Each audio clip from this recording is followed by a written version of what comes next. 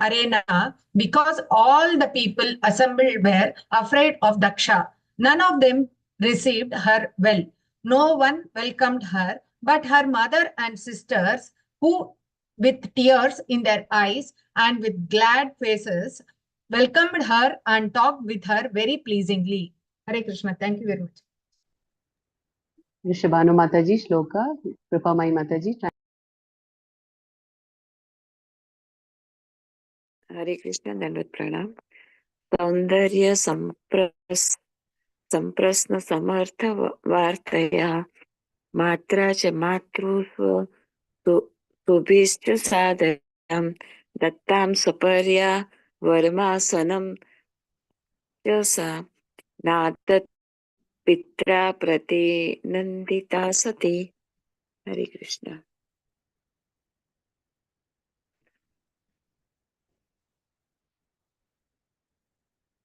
Kripamai Mataji. Translation? Yeah, Kripamai Mataji, sir. Thank you, Mataji. Hare Krishna. Translation by Prabhupada Ki. Although she was received by her sisters and mother, she did not reply to their words of reception. And although she was offered a seat and presents, she did not accept anything. For her father neither talked with her nor welcomed her by asking about her welfare. Purport? Thank you. Okay, Mataji. Archana Mataji, Shloka, and Sharmila Mataji, translation.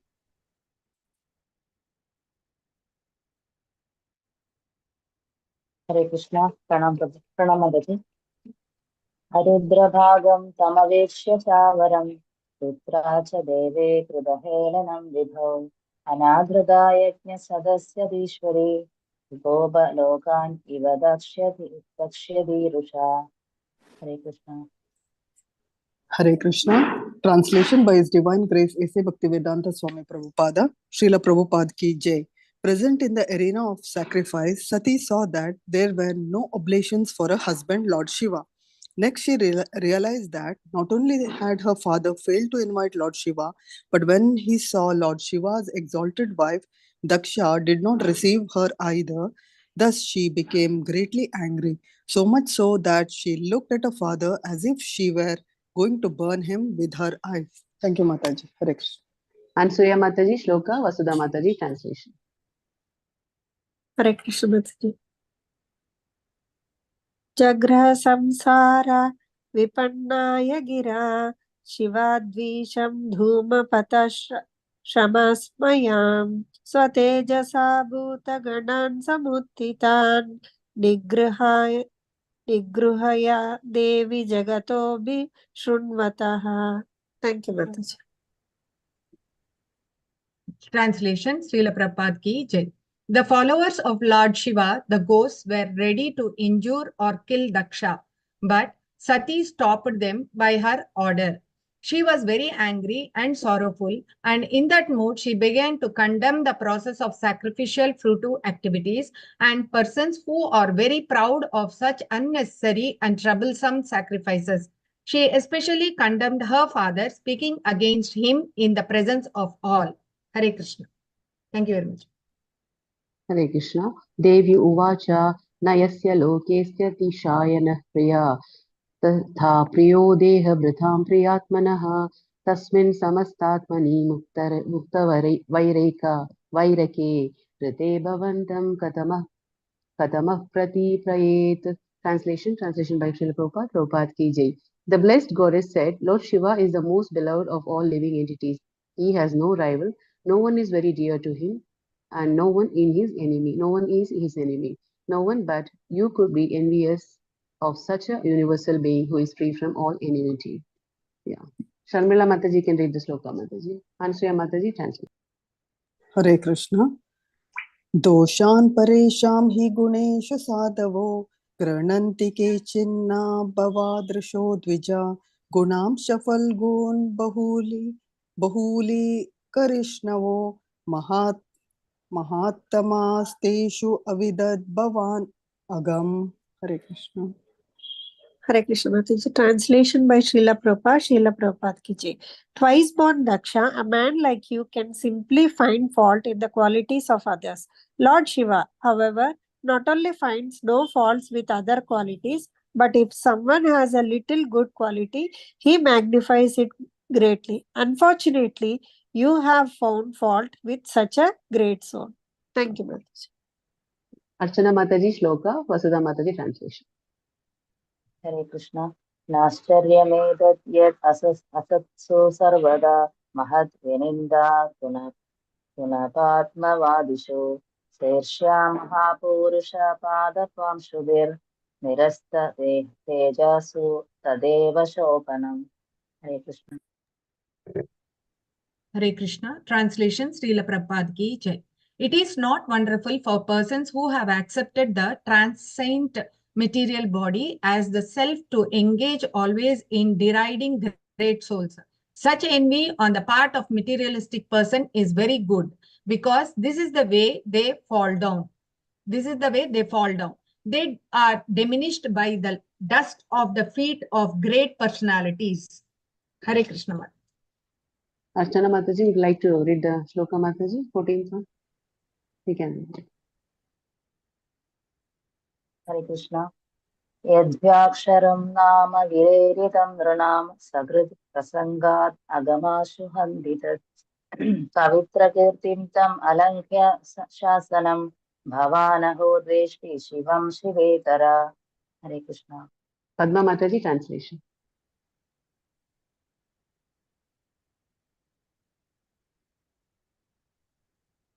Padma Mataji translation.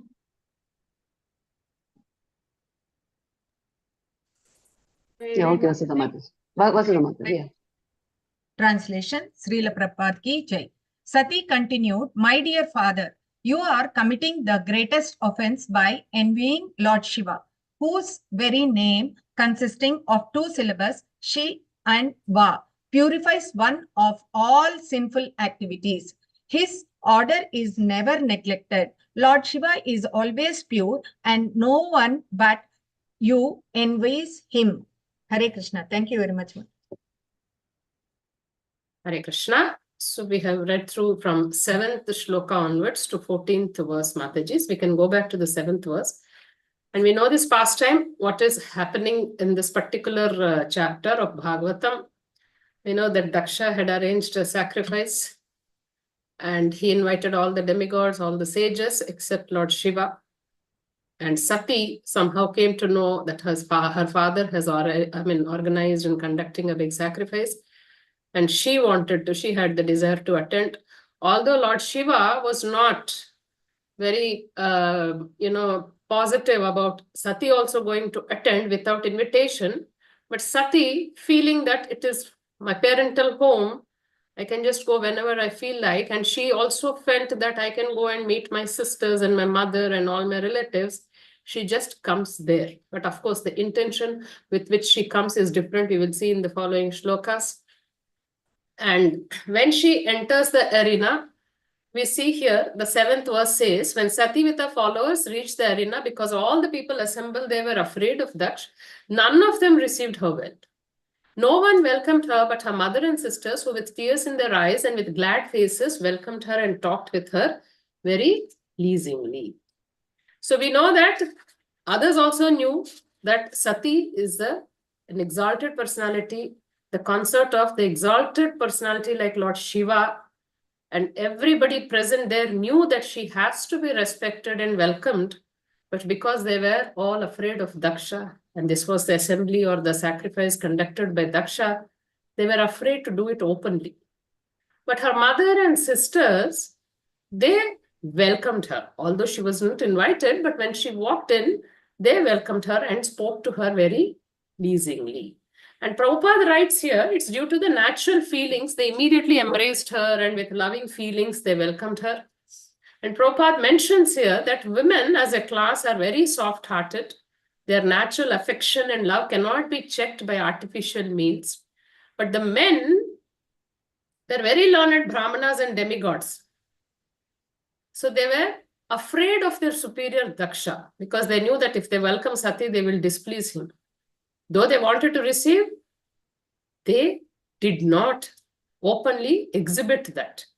But women, the mother and sisters, they could because of natural affection, they just welcomed her. So Mataji now the question is, knowledge, understanding, or emotion, which is bigger, Mataji? Emotion. Emotion. Knowledge. See, the Brahmanas and demigods were having the knowledge, and they acted as per the knowledge, as per the position of Daksha, their position. But the mother and sisters had natural emotion, natural feelings, so they acted on that. And Mataji, if you take it to the sacrifice which the Brahmanas were doing in Vrindavan, and when Krishna sent his Gopas to get food, so the Yagna Patnis, the Brahmana Patnis instantly gave the food, and the Brahmana said the sacrifice is not yet over, so we cannot do the distribution of prasadam now. So their knowledge was bigger or emotion? The bhava. Emotion. Emotions, Mataji. So who attained perfection? The Yagna Patnis or the Brahmanas? Yagna Patnis. Yes. So in Bhakti Marg, knowledge, understanding is all fine. It is required to a certain extent, but the bhava, the attachment and the love we have towards the Supreme Lord is most important. Here also, though mother and sisters are very close to Sati, they were not at all bothered what Daksha will feel or what he will think. They just welcomed her. But for Brahmanas and demigods, they all maintained the etiquette.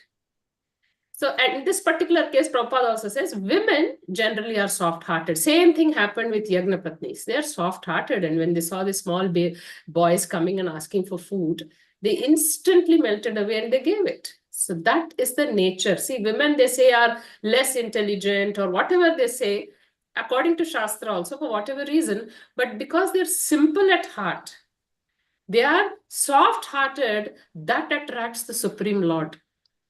How much he was pleased with the Yagna Patnis.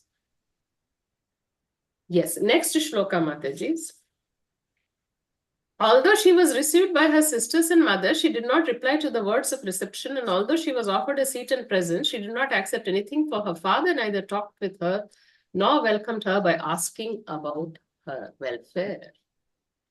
So she was upset, though her mother and sisters welcomed. She was not at all satisfied because father did not even speak a word. Although he didn't invite her, but the moment she came to the arena, at least he could have spoken to her, welcomed her, but he just ignored her. He just chose to ignore her. And Sati was the pet of Daksha. So she thought that her father, on seeing her, at least will realize his mistake or maybe, be affectionate towards her. But now what happened? Because she had chosen Lord Shiva and married him, Daksha forgot all the affection towards his daughter. So that's why Prabhupada writes, the material bodily conception is so polluted that even upon slight provocation, all our relationships of love and affection are nullified. Do we all accept this statement, Mataji? Yes, Mataji. Yes, Mataji. Yeah. Bodily relations are so transient that even though one is affectionate towards someone in a bodily relationship, a slight provocation terminates this intimacy. And see, that happened during Daksha's time. But in Kali Yuga, it is even more. We experience this so much. It is that you are affectionate not only to your family members or your children or your friends or anybody, but a slight provocation or slight reversal in behavior instantly offends and then terminates this intimacy. So Mataji, we say in Kali Yuga that there is growing intolerance. What is the meaning of this intolerance? Growing intolerance. What is this intolerance that is growing? No two people can accept each other's opinion. Then, can they accept each other's mistakes? No. No, Mataji. Mataji, if you go back 50 years back, 70 years back, when our grandparents were there in joint families, how do you think they all survived together, cohabited together, if they never accepted each other's mistakes or flaws? Would it be possible, Mataji? They all used to stay in one house, I think, huge families. There was a lot of give and take. Yes. And also give and take, and then they used to, Forgetting and forgiving. yeah, forgiving, overlook each other's faults. Yes. And compromise. That's it. So then, now in the present scenario, what we see is, this is nowhere to be seen. It is like, every small word is an offense. I mean, if you go to schools, I've heard some teachers complaining that, if you just raise your voice or maybe change the tone also, the next day the parents come that my child was traumatized. I really don't know how to define trauma. If you just scold a child also, they say he's traumatized. So this is the nature of Kali Yuga plus bodily relationships. Slightest of provocation will terminate the intimacy. But also we have to know that always it is not possible for people to be in the same kind of a nice mode of goodness. Because everybody is influenced by the Trigunas, they'll have various moods and various behaviors. So one has to accept whatever the behaviors that are coming across from people. And also we have to protect our consciousness from various behaviors. So Mataji, it is that behavior will change, but we have to protect our consciousness and be unaffected by that. In Sati's case, it's a different thing, how she will react now because of her father's behavior. We will see in the next shloka. But in our lives, this is a very practical shloka to remember that slight provocations in relationships will terminate the intimacy. So we shouldn't feel very, very bad for whatever is happening and become equipoised in different kinds of setups and behaviors. Yes, next one, Mataji. Present in the arena of sacrifice, Sati saw that there were no oblations for her husband, Lord Shiva. Next, she realized that not only had her father failed to invite Lord Shiva, but when he saw Lord Shiva's exalted wife, Daksha, did not receive her either. Thus, she became greatly angry, so much so that she looked at her father as if we're going to burn him with her eyes. See, the point is, we will see in the coming shlokas also, Sati, in this particular verse it is mentioned, she was not sorry for herself, for she was ready to come to her father's house without being invited. That is the general tendency, from in a parental, from wherever our parents' house is there, we don't feel that we need a very formal invitation and we can just go there. But for a woman, for a lady, her husband's honor and respect are very important after marriage. So in Sati's case also, though she came in without an invitation, she saw that her husband was not being properly respected. And she came here. She came here purposely because she wanted to see whether her husband was being respected or not. So for her to see her relatives, her sister, her mother was not important. Though her mother and sisters welcomed her and, she was not bothered. She was concerned that her husband was being insulted in the sacrifice. So here, the different mantras were being chanted, Vedic mantras. Swaha. Swaha is the offering to that particular demigod. So when the mantra is chanted in a sacrifice for the particular demigod, and later, you do the Swaha means you offer it in the fire, that portion of the sacrifice or offering goes to that demigod or to the sages or to the pitas. So it is compulsory that when we are doing it for the demigods, Lord Shiva is the topmost at Devoke Dev. He is even superior to the Devatas. And ultimately, all the sacrifices, of course, are meant to please Vishnu. So if this is not done in that particular order and properly, then the sacrifice will not be complete. It will not satisfy Vishnu. It will not yield the right result. So that is what happened in Daksha Yagna. Because of the insult of Lord Shiva, there was complete devastation of that yagna, and we will see so much of destruction happens in that yagna. Yes, the next verse, Mataji. 1 second, Mataji. 1 second. There's a bell.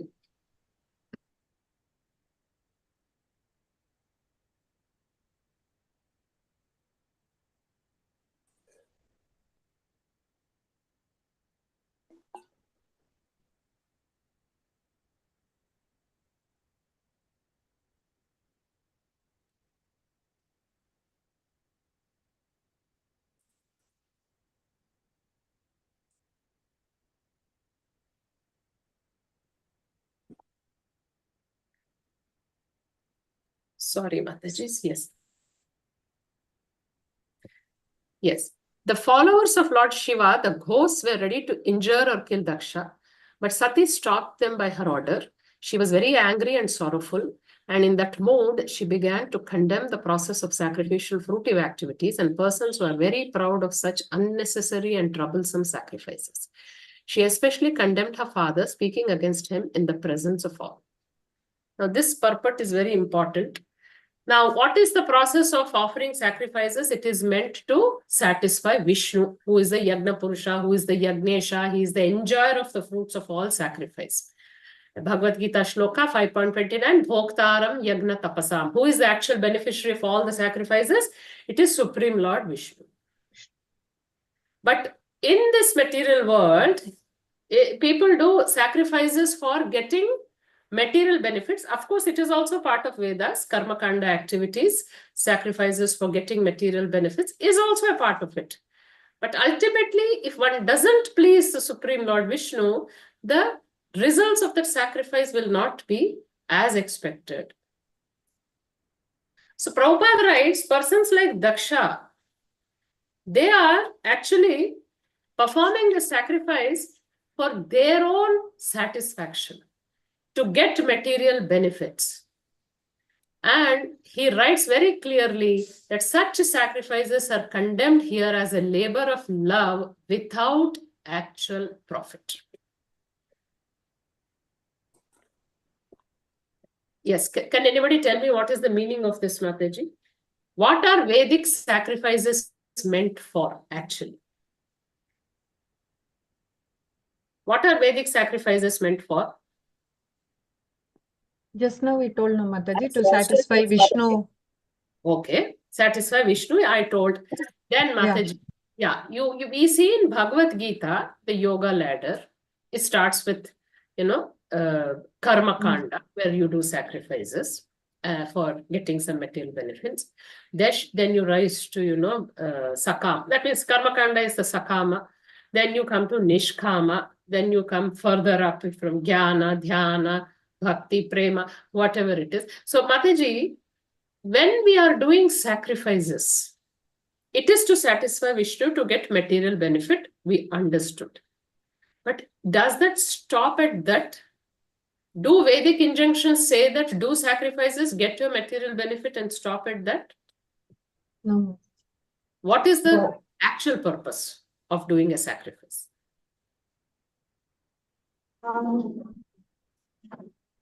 Vedic rituals, I think liberation, they say, is the end. Yes. Okay. Mataji, to know that Krishna is the supreme, Mataji. Okay. Vedascha sarvairahameva vedya. So we should note that absolute truth is Krishna. Yes. Okay. Here, Mataji, to go to a higher level of mode of life. Closer and closer to Krishna, Mataji. Yes. Higher level. And what is that level? As you said, Mataji, going closer and closer. Being eternal, Mataji. But here, when we do this karma kanda, we will come back again and again. We will be in the cycle of vicious cycle of birth and death. Correct. In the very next line, it is mentioned that one may prosecute Vedic injunctions of offering sacrifices and other fruitive activities, but if by such activities one does not develop attraction for Vishnu, they are useless labors. Mataji, Bhagavatam, first canto, who remembers the shloka? Shrama eva hi kevalam shloka? Shrama eva hi kevalam.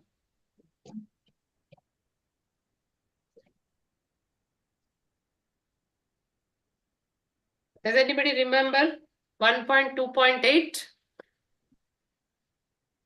Dharmaha svanushtitaha pumsam vishwakseno kathasuyah notpadayet yadi ratim shrama eva hi kevalam.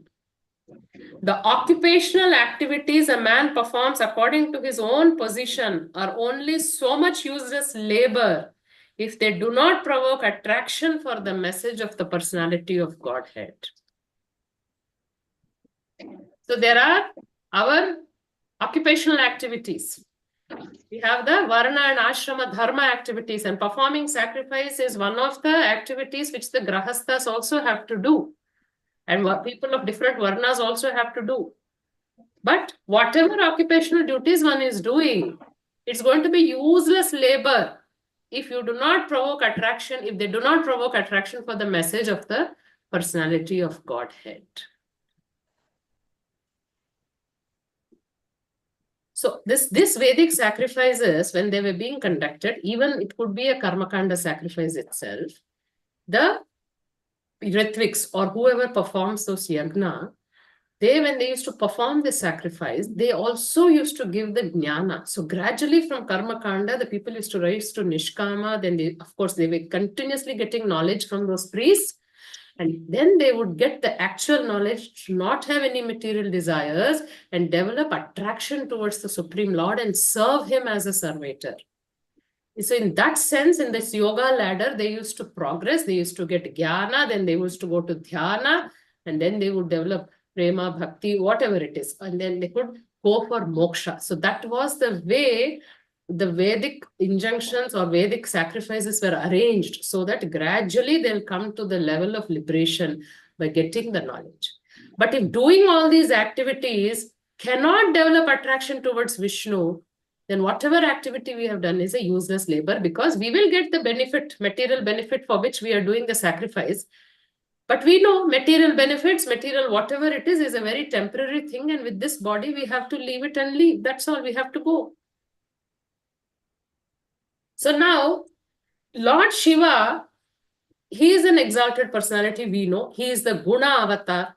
You know, when we have the Rajoguna, Tamoguna, and Satoguna, he is the in charge of Rajoguna. He is the Guna avatar. And he is a topmost Vaishnava.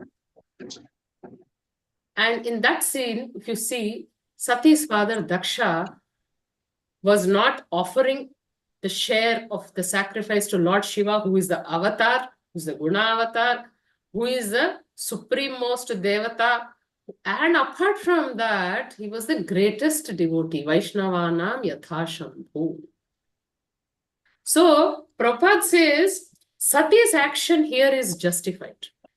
She was very angry because such a great devotee, her husband, who is actually one of the topmost Devata or a demigod who has the right to get a part of the sacrifice, was not being properly respected, that she was justified to get angry.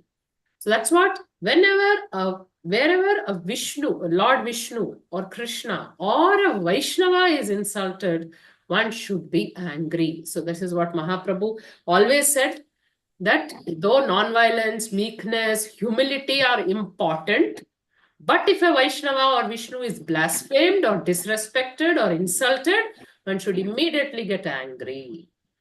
And in Nectar of Devotion, you have different steps to be taken. See, if there is an offense, you have to immediately protest against it. And if you are capable, kill the person who is offending. Like in Mahaprabhu's case, when Nityananda was offended by Jagai and Madai, he rushed. I mean, Mahaprabhu, when he heard, he just rushed, he took out a Sudarshan Chakra. But of course, Nityananda Prabhu stopped him.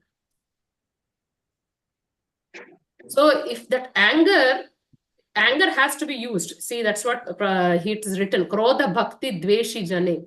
Narottam Das Thakur said, we have anger, and that anger can be a great quality when directed against a person who is envious of the Supreme Lord or his devotee. And one should not be tolerant when a person is offensive towards a Vishnu or a Vaishnava. So Sati's behavior was justified. She getting angry was accepted because she was actually not able to take the blasphemy or rather the insult of Lord Shiva. And Nectar of Devotion says that, first of all, you have to oppose it, kill the person. If you are not able to do, You should not listen to the offense. Close your ears. And if that is also not possible, you have to leave the place. And in the extreme steps, it's not meant for everybody. It is said that you give up the body. So that is not meant for everybody. It's all dependent on so many things. So offenses to Lord Vishnu, or as a blasphemy of Lord Vishnu or his devotees, cannot be tolerated, should not be tolerated. If you cannot defeat the person or punish that person, at least we have to leave the place and not hear to the blasphemy.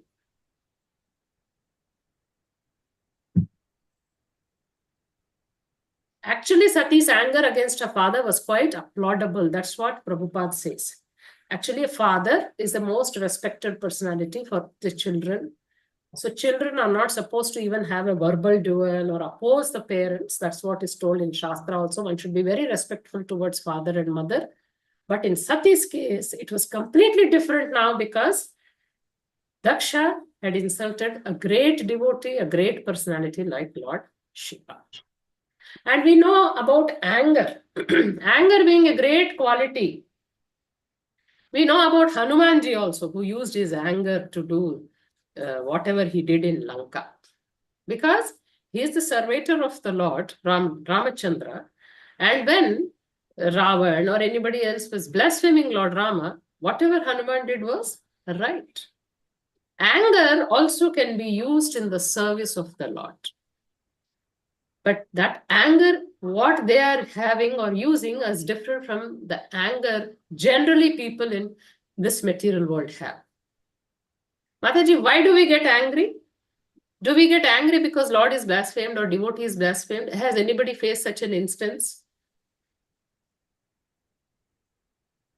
Yes, Mataji. Yes. So Mataji, what best you could do there in that scenario, Mataji? Mataji, I'm not able to share that in this platform, Mataji, Hare Krishna, but I have experienced, Mataji. Okay. Okay. Hare, very No sorry. problem. No problem. No. You don't have to share if you cannot share Hare it. Krishna Mataji. Hare Yes. Krishna Mataji. Yes. Usually during book distribution, when we meet new people, some are favorable, but many people we find who are not favorable to ISKCON. They claim so many things. Okay. Sometimes we might try to explain, or just as you said, leave them. I mean, walk away. That's what we can do maximum. That's it, Mataji. That is it. Because we are not in the platform to punish them or to take action against them, which is because we are not in that level, Mataji. So that's why we shouldn't take up that kind of extreme steps. For us, the best thing is not hear it and walk away from it. And the next best thing what we can do is pray for such souls, Mataji. Just pray for them, that for whatever reason, whatever they have been saying or doing, the Lord forgives them and actually showers his mercy on them. That is the best thing we can do. Hare Krishna, Mataji. I just want to tell one thing, Mataji. The mercy of Prabhupada, Mataji. Yes. Even after them blaspheming Prabhupada, Prabhupada's mercy is so much that they are able to chant and yes, do that. Yes, Mataji. That is what we have to learn from our acharyas. So much of resistance Srila Prabhupada faced. So many people criticized, including his own god brothers. But that did not deter Prabhupada from what he wanted to do. And he prayed intensely. He was not envious of his god brothers, or he was not fighting with his god brothers. He would silently walk away from wherever he was asked to leave. He just sat there in Vrindavan, Radha Damodar temple, looking at the samadhi of Rupa Goswami, crying, praying intensely to be able to serve his spiritual master in Krishna, and Krishna blessed him. In the coming shlokas, we will see this particular aspect called fault finding, and we will discuss it when we come there. Yes, next shloka, Mataji. The blessed goddess said, Lord Shiva is the most beloved of all living entities. He has no rival. No one is very dear to him, and no one is his enemy. No one but you could be envious of such a universal being who is free from all enmity. Prabhupada has given the verse here that Sammoham Sarva Bhuteshu. I am equal to all living entities.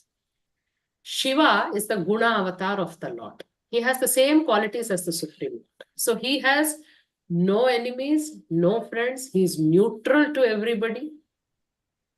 And if one becomes envious by nature, can become the enemy of Lord Shiva. Mataji, about envy, what has the Lord told in Bhagavad Gita? Does anybody remember the verse? Any verse about envy? Is it 6.5, Mataji? Yeah, Mataji, read out the shloka. Uddared atmanatmanam natmanam avasadayet atmaiva hi atmano bandhu atmaiva rituratmanaha. Okay, what does the translation say? Yeah, your mind is, you have to use your mind for the elevation, not to destroy your own self. And your mind is your own enemy and it can be your own friend also. Okay. And anybody else? Which other chapter?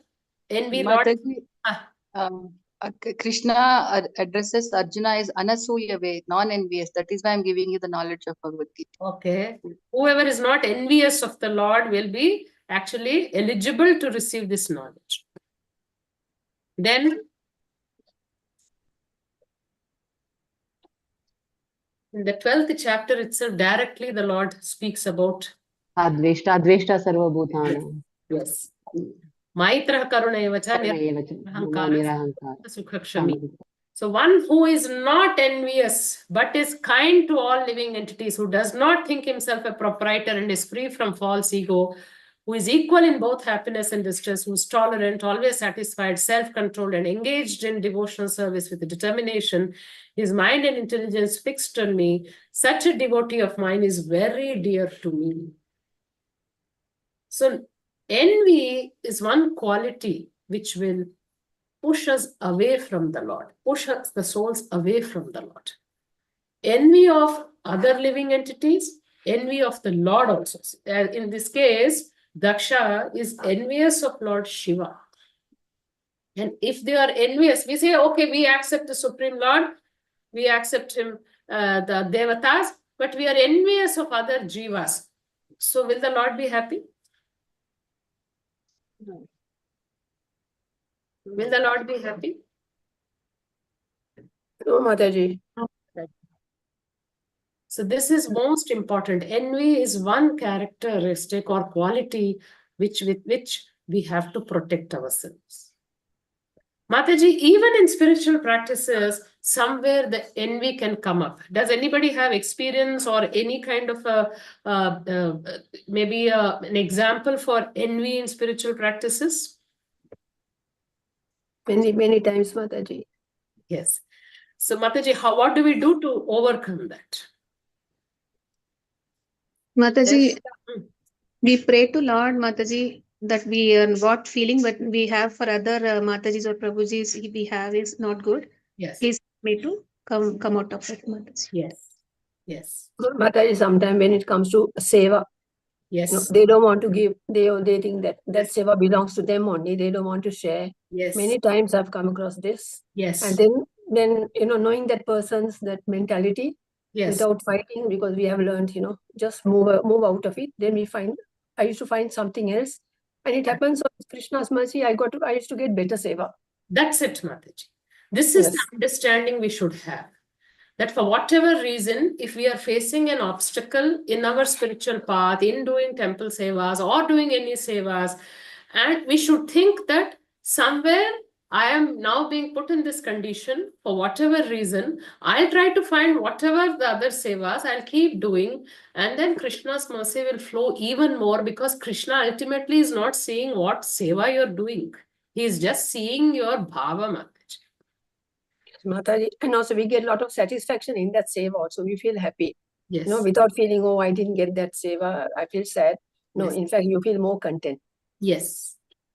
So we have to give up this particular quality.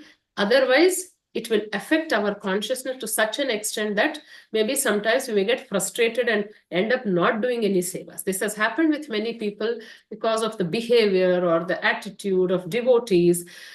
They just said, no, we don't want to go to the temples. I have people in my class also who refuse to come for temple services because they say that people are not so friendly. I always keep encouraging them, saying that go take up any small thing, because Krishna is seeing the eagerness, the sincerity, the conscious with which you are doing the seva. He is not seeing what seva you are doing. So this kind of understanding we should develop and not have any ill feelings towards any of the devotees or not be envious of anybody. Mataji, also one more experience, Mataji. Now during the, during this Janmashtami, we have that Sivafa flowers, no? Yes. I forgot, during the Radhashtami that we used to decorate the Jhula. So at that time also, sometimes newcomers come and then the Matajis just ignore them. They don't give anything. So the little seva that I got, I tell them, come and share this with me. I used to give them so that they can come into Krishna consciousness. At least something, better than nothing. No, Mataji? That is very right. That is the maturity with which we have to do the devotee care. Guru Maharaj always stresses on devotee care. And if there are newcomers, if you can lovingly welcome them and just give them a small seva, Mataji, they'll get more and more attracted to Krishna and Krishna consciousness. That is the best thing we can do. If the others are not giving, whatever little seva we have, we can share it with others. Actually, it's all about growing and maturing as devotees. Yeah, true, Mataji, true. It's required, Mataji. It takes time. We'll pass through all kinds of experiences and then come to the realization that we can do whatever best we can do, whatever we are able to do, and we cannot tell anybody else to do because nobody is under our control. Yeah. And then be contented with whatever you are able to do and protect your consciousness at all times, because spiritual journey, spiritual progress is a very internalized, internal thing. It's not about correcting others or setting everything right outside. It is not our responsibility. It is not our job. It is about taking care of our consciousness always. Yes.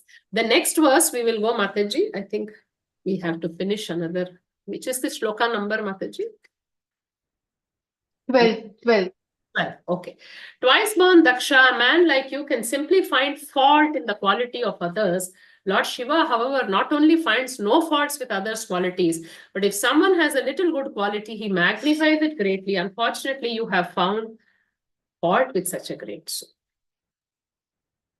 So Sati has called her father Dvija, twice born, because he is, of course, a twice born son of Brahmaji, and he is from a high class, and he is not an ordinary person. He is a Prajapati. He has studied the literary Vedas. He knows what is right, what is wrong, what is good, what is bad. And after having so much of knowledge, he has behaved in the most inappropriate manner. He understands logic. He understands philosophy.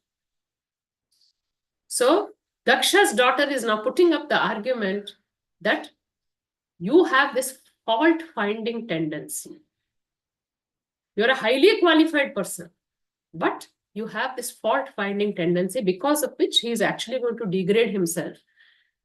So a highly qualified person, he accepts the good qualities of others and he will ignore or not judge the bad qualities.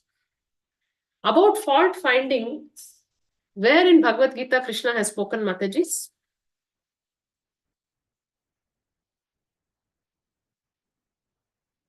This particular quality of fault-finding, Krishna has spoken in Bhagavad Gita. Does anybody know?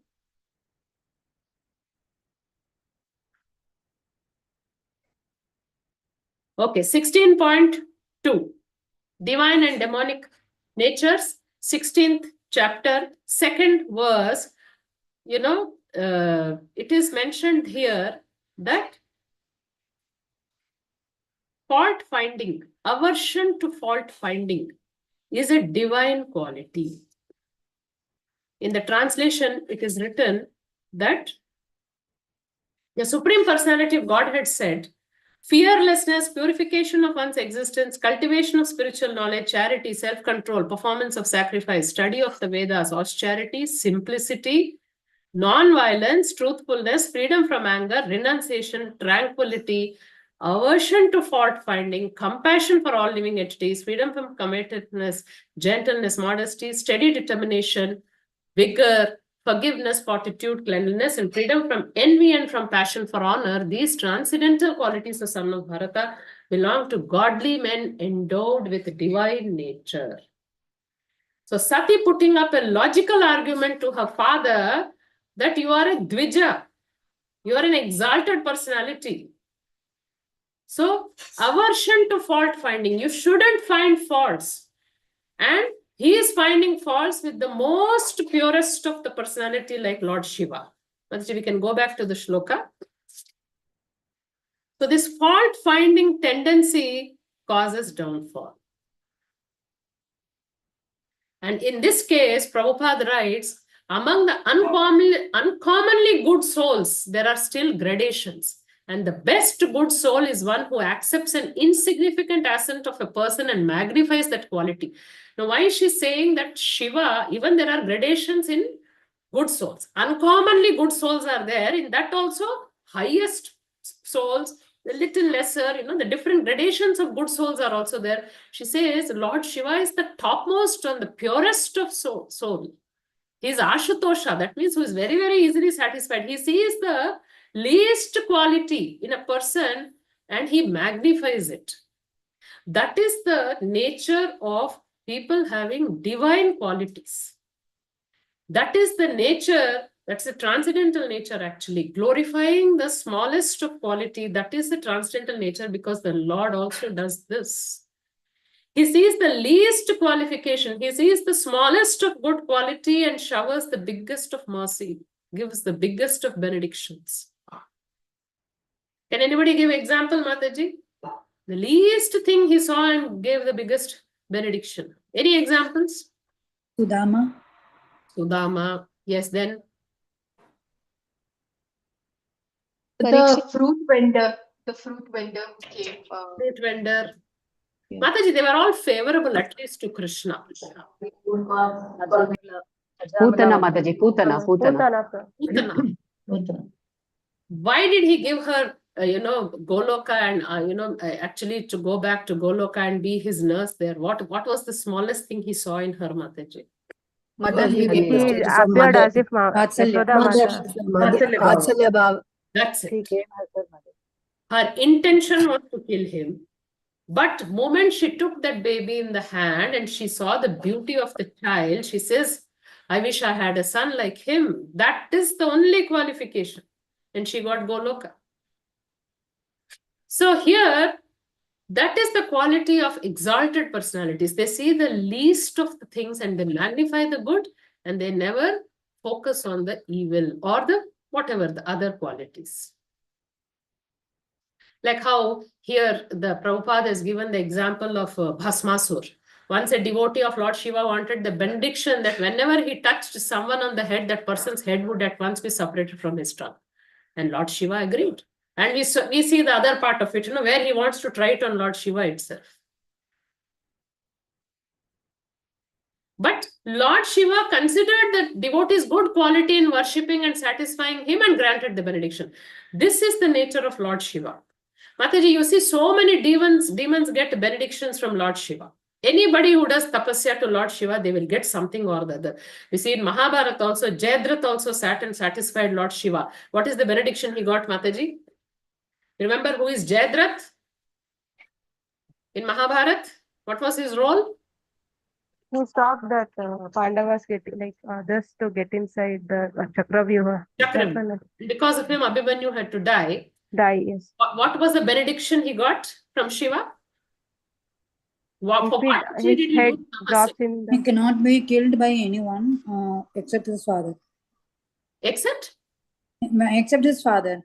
No, not that one. Means not that. See, Mataji, he did tapasya to Lord Shiva after he was one particular day he can defeat any of the 4 Pandavas except Arjuna. Correct. Actually, he did tapasya to get a boon to kill the Pandavas. Lord Shiva said, don't ask me things which I cannot give.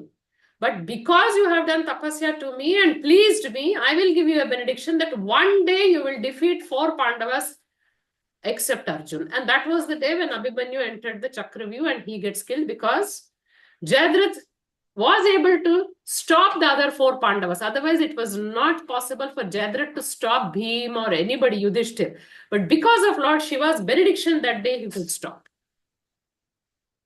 So Lord Shiva knew he needs it for a purpose. But Lord Shiva becomes pleased. It's the smallest of anybody prays to him. Lord Shiva feels I am obliged to give him. But of course, he will not give whatever is not in his hand, but he will give something. He will give something or the other. So that's what Sati is saying. Lord Shiva has so many good qualities. He doesn't have any bad qualities. But you, she's telling her father, you have accepted him as bad and found fault in him. And because you have seen only, or rather you are only seeing his bad qualities and not accepted any of his good qualities, she is telling her that instead of becoming the most exalted soul, you have become the most fallen soul. A man becomes the greatest soul by accepting the goodness of others' qualities, but by unnecessarily considering others' good qualities to be bad, you have become the lowest of the fallen souls.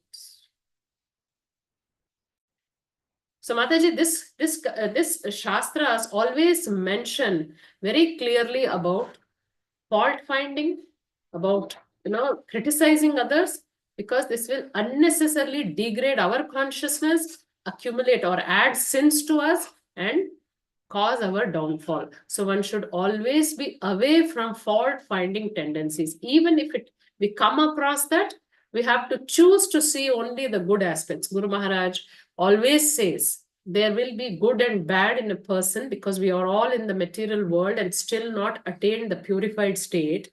So sometimes people will reveal their good side, their spiritual side, sometimes their not so good side, the material side, but we have to focus only on the good aspect of it. Otherwise, it's more dangerous for us if we have this fault finding and criticizing tendency. We will fall down in our conscious.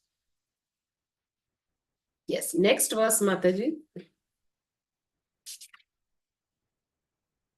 It is not wonderful for persons who have accepted the transient material body as the self to engage always in deriding great souls.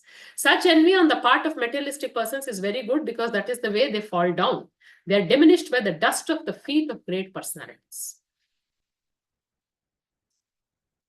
So here, people who are in this material body, to go on deriding great souls is going to be completely detrimental for them. See, materialistic people will do such activities and they will degrade themselves, they will fall down and they will be in this material world, because they will be diminished by the dust of the feet of the great personalities. So Prabhupada writes clearly, everything depends on the strength of the recipient. What is the capability or the strength of the persons receiving it? The results will be accordingly. See here, he gives the example. If the sun is too hot, many vegetables and flowers will dry up. And there are others who will grow luxuriantly. Why? Is there any difference between the sunlight that comes, Mataji? Sunrise and sunshine, sunlight will be equally distributed. But why others dry up? Why others survive? It's because of the strength, their own inert internal strengths. So thus it is the recipient that causes growth and dwindling. So whatever is happening around us, it is how we receive it, how we assimilate it, how we respond to it will then depend, will affect our consciousness, our behavior, our progress, or our degradation, whatever it is. So here we say getting the dust of the lotus feet of exalted devotees will uplift us. It's the ultimate benediction. But if we offend great personalities, the same dust will harm us. So Vaishnava Aparat, because the Lord never ever forgives the offenders of his devotees. And if they offend the great personality, sometimes the Lord is very merciful, he can forget, or forgive. But when they offend Vaishnavas, the Lord never forgives. It takes a long time to purify. And once we offend, or if one offends the lotus feet of a great personality, all the good qualities will diminish. Although, like we see Ambarish Maharaj, he never reacted to anything what Durvasa Muni did. But did Supreme Lord keep quiet? Did Sudarshan Chakra leave him? No. Till he came back and took the dust from Ambarish Maharaj's feet, Durvasa was not excused.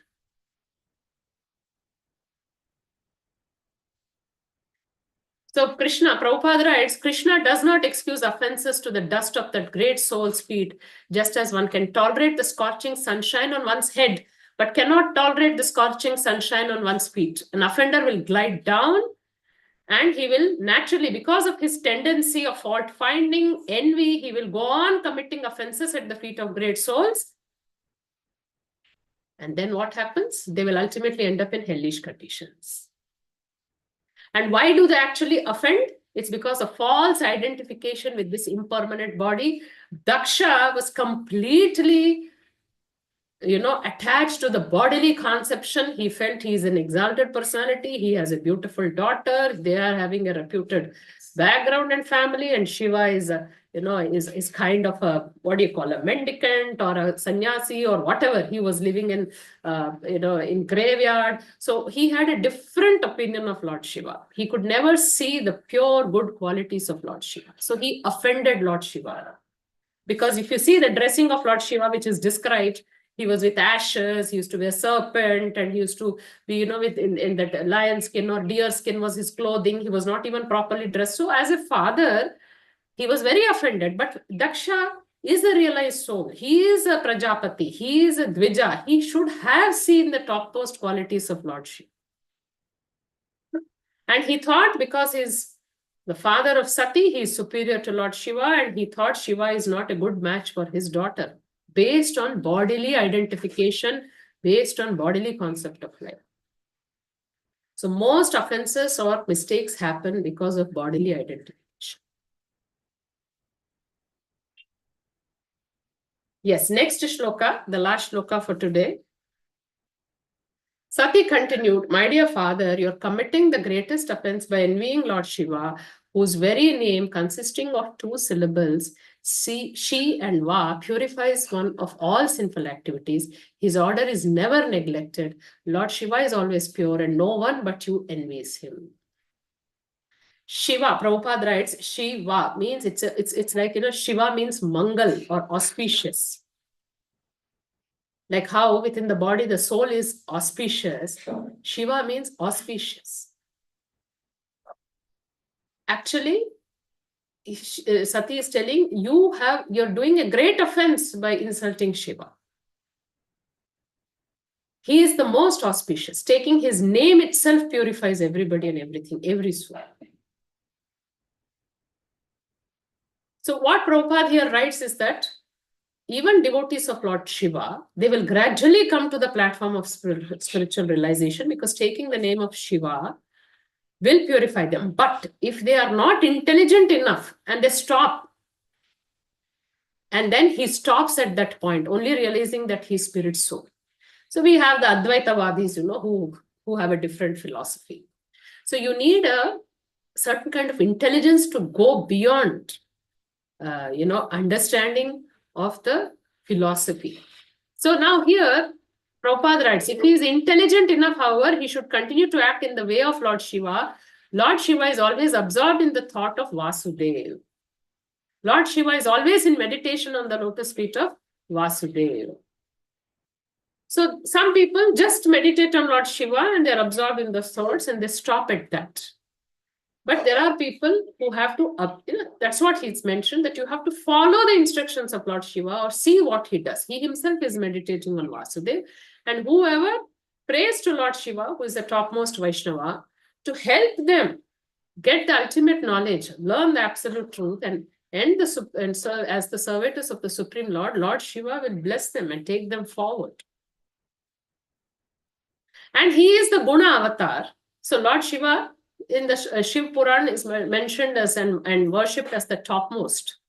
But he himself has mentioned that topmost worship is worship of Lord Vishnu. And we know of the offenses, whatever is mentioned, that one should not consider Lord Shiva and Lord Vishnu to be on the same level. So each devata has a position, and we have to realize what their position is. And ultimately, what is the absolute truth and what we have to pursue, we have to understand it. And this can be done only by the instructions of the acharyas, following them and understanding them. So in this particular verse, Sati condemned her father that you are committing a big offense which is going to degrade you. Yes. And after speaking all this, Mataji, generally it is said that receiving of the guests for our practical application, Sati was not welcomed.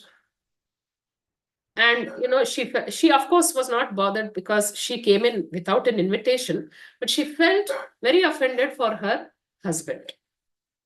It also applies to us in a very small way, I can say, how to receive guests.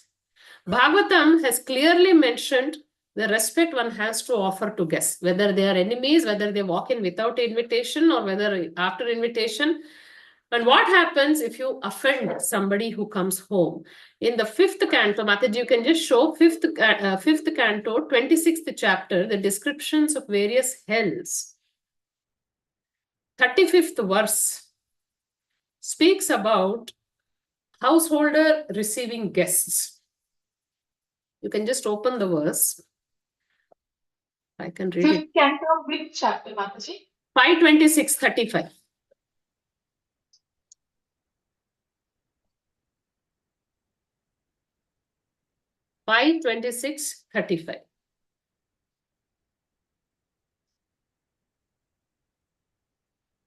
Yes, somebody can read the translation. Translation by Srila Prabhupada ki jai. A householder who receives guests or visitors with cruel glances as if to burn them to ashes is put into the hell called Paryavartana, where he is gazed at by hard-eyed vultures, herons, crows, and similar birds which suddenly swoop down and pluck out his eyes with great force. Yes.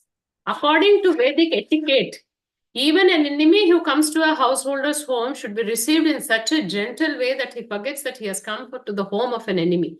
A guest who comes to one's home should be received very politely. If he is unwanted, the householder should not stare at him with unblinking eyes, for one who does so will be put into the hell known as Paryavartana after death.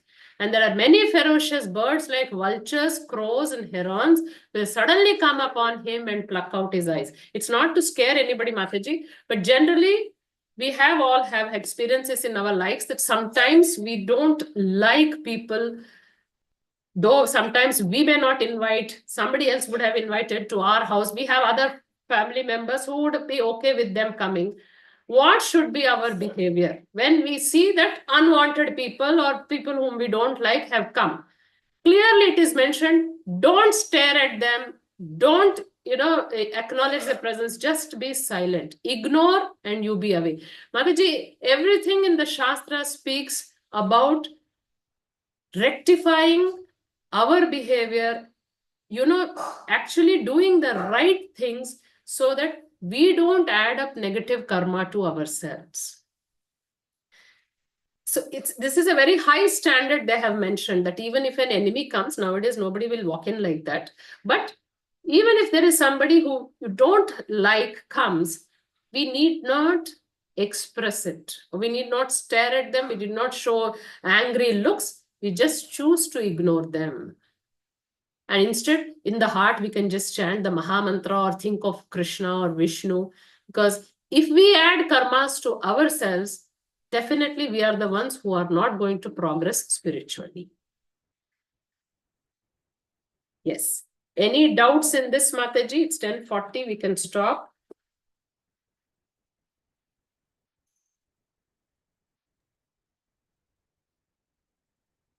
Hare Krishna, Mataji. Hare Krishna. Shiva is Ashutosh that he used to bless, no, Mataji, like whatever anybody comes and he gives, just blesses them. So I just want to know, Mataji, for everything there should be the intervention of Lord, because Where? he has finally Supreme Lord, Mataji. He's the ultimate sanctioner. Yes. So I just wanted to know, Mataji, whatever Shiva blesses or one gives for somebody else, It's sanctioned by the Supreme Lord. Sorry, Mataji. Hare Krishna. It is sanctioned by the Supreme Lord. Then only Shiva will bless, Mataji. Okay, Mataji. But I just wanted to know, like, the Lord is always there to protect his devotees. Right. So the four Pandavas, which you said that he can defeat them. So is it also the will of the Lord? Will of the Lord, because Abhimanyu has to leave the planet, Mataji. Okay, Mataji. Hare Krishna. Thank you so For a much. very short period, for 16 years, 16 or 14 years. So he has to leave. He has to leave. So this is the way the Lord arranged it. Mataji, with one pastime, the Lord does so many things, Mataji. Yes, Mataji. So many takeaway points, Mataji. Thank you so much. Mataji, regarding Vaishnava Aparadha, sometimes we avoid Mataji, some devotees, because just thinking about that, when we unknowingly, if we make some mistakes or something like that, not to indulge so much of time. Yes, Mataji. In that sense, we just avoid them. So is it so? For that, they might take it as an offense. They may take it. Mataji, that is why we have this prayer, Vancha Kalpatarubhyascha. We don't know knowingly, unknowingly what we have done, who has felt bad. So we pray and we pay obeisances to all the Vaishnavas, Mataji. Okay, Mataji. Is it okay, Mataji, to we do not avoid it, just thinking like that, Mataji, just for the safety of ourselves, we do that. Is it okay? It's just that moment the thoughts are entering, if it's best thing is just to leave it at that and not even allow to entertain the thought into your mind about anything, Mataji, about Vaishnavas or whatever you feel, just leave it at that. Kind of keep a firewall that nothing should enter your mind and you don't process it and think and do something else with it. Yes, Mataji. Thank you so much, Mataji. Hare Krishna, pronounced. Wonderful class, Mataji. Thank you. Mataji, Hare Krishna, just a short question. Yes. Why was Daksha so much against Shiva? Because she got married with the blessings of the parents, no? So Daksha why was opposing, Mataji. He was opposed from the beginning? Yes, from the beginning. Moment she said, I want to marry Shiva, he opposed. So she got married on her own or with the mother's blessing? So, yes. Yes. Okay. He was not at all happy. He was, in fact, now you will see what all criticisms he is going to speak about Shiva actually. In the coming chapters, that is what will happen. Yeah, but Mataji, this Daksha is a very topmost Prajapati. Yes. He must be having knowledge about Shiva, know that how great Shiva is. He knows. Knowing all that, he was behaving like this. Because Mataji, that's what is mentioned, no? Because of his bodily relationship with Sati, thinking that he is the father of such a beautiful girl, who is going to marry such a person, who stays in graveyard, he doesn't have a home. He was very upset because of his bodily identification, Mataji. Bodily identifications will change our consciousness. Because why did Indra get puffed up when Krishna said, go Pere, Govardhan and not Indra? Indra is the exalted personality, but that is what Krishna wants to prove, Maya. Prajapatis get affected. Brahma Vimohan Lila, we saw Brahma was affected. Indra was affected. Yeah. Yes, so Mataji. this is the effect of Maya, and this is the kind of, in Daksha's case, identification with body. I have a very beautiful daughter. How can she marry such a person like Shiva? Okay. Okay, Mataji. Thank you for the wonderful Mataji, experience. very, very fatherly feeling, like any other father. If, Shiva's qualities are divine. He is supreme. That's different. But any father who is a king and he's having so much of opulence, his daughter going and marrying somebody from a graveyard or a street, they will not accept. No, Mataji, Daksha just behaved like an ordinary person. Yeah. Yes, Mataji. Thank you so much. He shouldn't have, because of the knowledge he has, he shouldn't have, but he did. And he was very boisterous also. Yes. Very boisterous. Very much. When he was filled with pride. That is why he gets punished. Yeah. Yes. Okay, Mataji. Thanks a lot. Yes. Hare Krishna. Pranam, Mataji. Yes. Thank you, Mataji. Thank you for the wonderful class, Mataji. I think there are no more questions, Mataji. Thanks a lot. Thank you. Vasudha Mataji, do you have any question, Mataji? No, Mataji. Padma Mataji's doubt and Suma Mataji's all similar doubts I had. It's clear, Mataji. Okay. Mataji will have Damodar Arti, Mataji. If you want, you can leave, Mataji. If you want, you can leave. Yeah. No problem. You sing the Damodar. Okay. There. Yeah, okay. Who will be showing the altar today? Jigisha Mataji? Hare Krishna Mataji. Anyone is there to sing or I'll sing, Mataji? Yeah, Ansuya Mataji. If nobody is there, you can sing, Mataji. Yeah. Thank you. Yeah.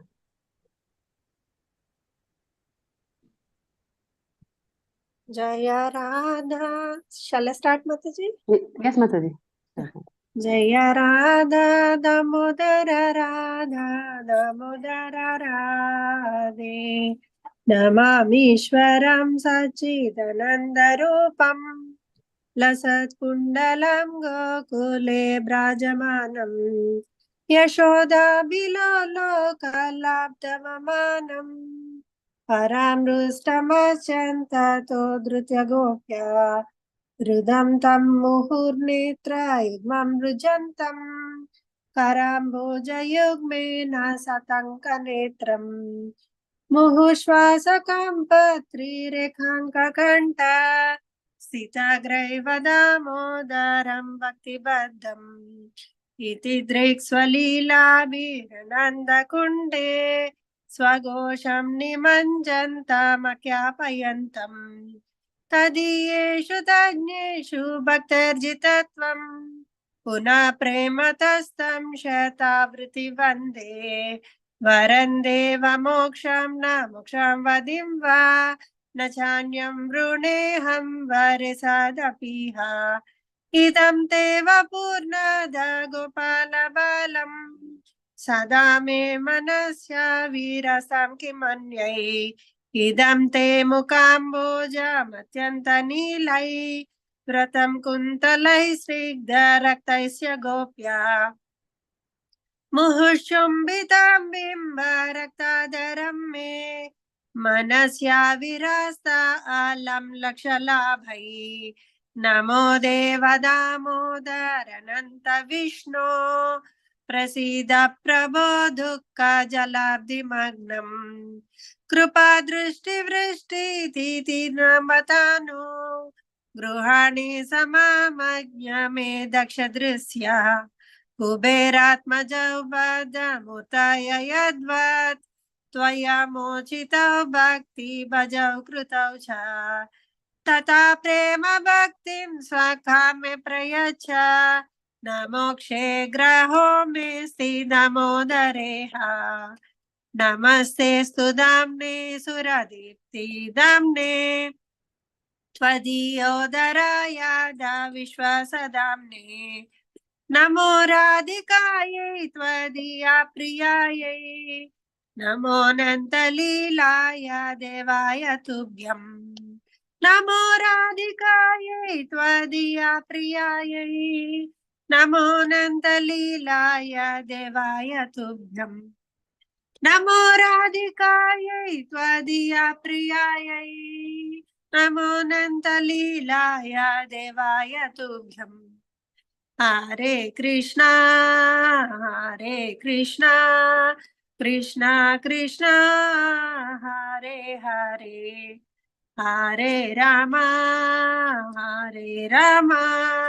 Ram Ram Hare Hare जय राधा दामोदर राधा दामोदर राधे जय जय प्रभुपाद प्रभुपाद प्रभुपाद जय शील प्रभुपाद जय जय गुरुदेव गुरुदेव गुरुदेव जय जय गुरुदेव श्री श्री राधा दामोदर भगवान की जय Srila Prabhupada Thank you, Ansuya Mataji. Thank you, Mataji. Thank you, Jigisha Mataji. Thank you, Rohini Mataji. And thank you, Hemangi Mataji, for the wonderful session, Mataji. पतितानां पावनेभ्यो वैष्णवेभ्यो नमो Namo जय Shri Prabhupada Thank you, Mataji. Thank you, Mataji. Thank you, Thank you, Mataji. Pranam. Dandavat pranam. Thank you, Mataji. Shall I end the meeting, Mataji? Yes, Mataji. Hare Krishna. Thank you so much, Mataji.